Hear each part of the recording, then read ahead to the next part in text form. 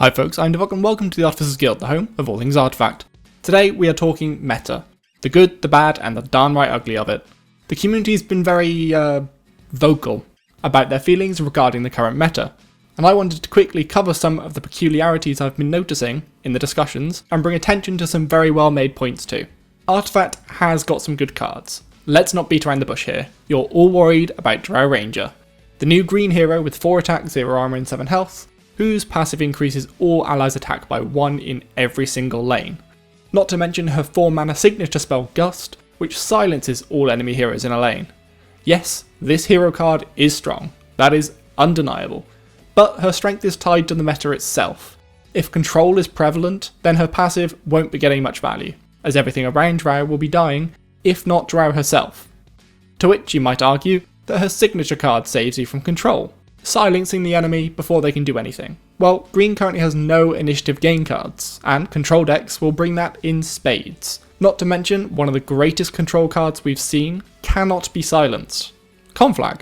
Drow is absolutely useless against improvements, and now we've seen Ogre Magi, who brings even more improvement based clear.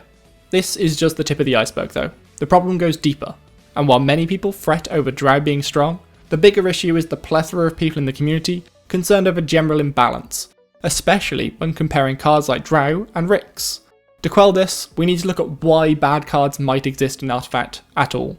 Possibly my favourite Reddit thread this week, in fact my favourite thread in a long time, was one discussing the necessary evil that is a bad card in a TCG. The example was largely discussed around Magic the Gathering, as we don't yet have public access to Artifact, however the basic principles remain the same. The main article that was discussed, or rather pair of articles, were from Mark Rosewater, explaining why bad cards are needed in a TCG. So let's take a look at some of these points and how they might apply to Artifact. The first is just a statement. By definition, some bad cards have to exist, which he says is the most important reason. To me that's more of a summary of what he goes over, and this is a summation. I will put links to the main articles in the description below, so go check out the full thing. However, the second point is where we can start to discuss Artifact. Some cards are bad because they aren't meant for you. For example, I love the look of Pugna. Netherward to me looks like a fantastically fun card. Playing mind games with my opponent is one of my favourite ways to play. That won't apply to everyone though, and your regular competitive player might not rate Pugna enough to include him in any deck. I think the biggest case for this though would be everyone's favourite Geomancer, Meepo. The 4/0/5 blue hero Meepo is by definition a bad card. Its signature, of which you are forced to take 3 of, summons another Meepo for 4 mana. The drawback being if one Meepo dies, they all do, granting 5 gold for each Meepo death, as far as we understand anyway.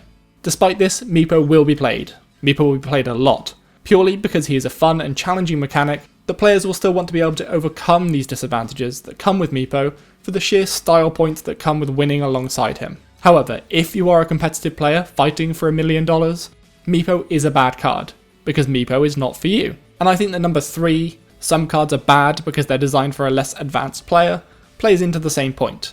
There are some cards that are just very easy to understand. Maybe like Ogre Conscript. For 6 mana, get a 7/7 big beefy unit that'll probably get a lot of value. While this card may not be bad generally, it's definitely better at the lower levels, where you don't need to understand everything about Artifact to get some good value out of a big beefy unit. Mark's 4th point is even more true of Artifact than it is of Magic the Gathering in my opinion. Some cards are bad because the right deck doesn't exist for them yet. With this being the initial set for Artifact, the base set, there will be a number of mechanics that are not fully fleshed out yet. For example, Lock.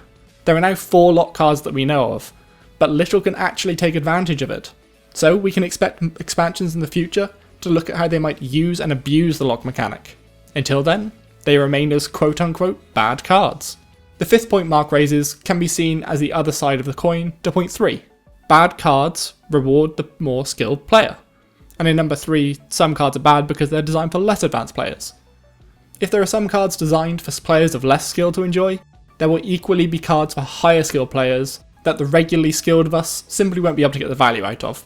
I'd love to give you an example of this in Artifact already, but I'm just as bad as the rest of you, so we need to wait for some actual information to come out of the competitive scene before we can really start to see this in play. The 7th point I don't think can be true until we get our hands on the game and Valve can really see where they may have messed up. It says some bad cards are simply R&D goofing up, and even if they do goof up, This is an online trading card game. Things can be changed after print. Finally, we come to my favourite point made. Some players enjoy discovering good, bad cards. This harks back to the second point a little regarding how some players will enjoy different cards. Finding a hidden gem is what any aspiring deck builder dreams of. Will you find that one card that makes a negative mana deck with Lion viable? Have you spotted a way to make Ricks get insane value out of being able to come back every turn? Well then, those bad cards are waiting for you, because only you can turn them into good cards. So get theory crafting already. So when are bad cards good? In a previous video I ridiculed a card as being the worst one revealed to date. This was the card Watchtower, a 1 mana blue improvement that lets you draw a card every time an enemy improvement enters the lane. My point in calling it the worst card to date was that there are simply better draw cards out there, such as Foresight, as Watchtower needs you to not only be fighting against heavy improvement decks, but also to guess the right lane to place it in. It's just too conditional. By worst though, I didn't necessarily mean it was a bad or unplayable card. Watchtower will certainly have its place. If the meta cycles to one revolving around improvements, then this card will suddenly become a lot better than Foresight, forcing your enemy to play for their win condition while risking giving you a lot more cards. Now, an improvement meta might not sound like that viable, but when you consider we've already got 6 heroes that have improvements as their signature card, forcing you to take 3 copies of it, it suddenly becomes a real possibility to imagine at least 9 improvements in a deck. But does this play out in reality? Well, yeah.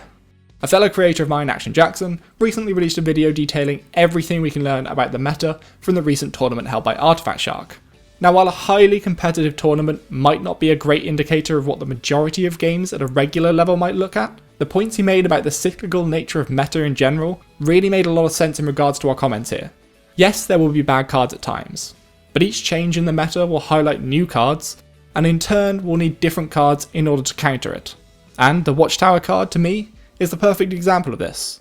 Currently, in the green-red mid-range rampy meta, you won't see enough improvements to make it worth playing, and you can't even play Watchtower in a red-green deck, so you won't see it at all. However, maybe when we see an improvement-heavy deck come in to deal with these heroes and units that you can't fight head-on, which in turn will mean you need to find something that can compete with a huge number of rather unkillable improvements, or at least a way to gain an advantage from them. Personally, I think the game is relatively balanced. Most heroes seem to have their place in a deck, even if that one deck isn't particularly meta right now. And with future expansions, maybe even Meepo finds his way into a competitive deck. Okay, that's probably not going to happen, but it is undeniable that Meepo appeals to a huge number of players. So while you might look at the card catalogue and decide there are a good handful of cards you hope you never see in a pack, there is someone out there who really wants it. And don't forget, this is a trading card game. Those people will pay their hard-earned Steam dollars for that Ricks of yours. And if you sell a couple of them, you might even be able to afford that Drow, and proceed to have her singled out in every single game you play and never get any value from her anyway. I asked my friends over at Articraft.io if they could share data on card pick rates for their draft system. With over 10,000 drafts already logged, they've got a pretty good standpoint on what you guys think is strong now, so I just wanted to quickly share some of the findings. First and foremost, Drow is not the most picked card. It's actually Axe, and even he isn't close to 100%. More impressively though, there are only 20 cards, just 20, that are picked more than 50% of the time. 20 out of 200 and something. The meta is far from being solved, folks, because the game needs you to solve it. And that's about all we have time for today. As always, thanks for watching, and if you enjoyed the content, feel free to like and subscribe as it really helps out the channel. I've been Divok of the Artificers Guild, and I will see you next time.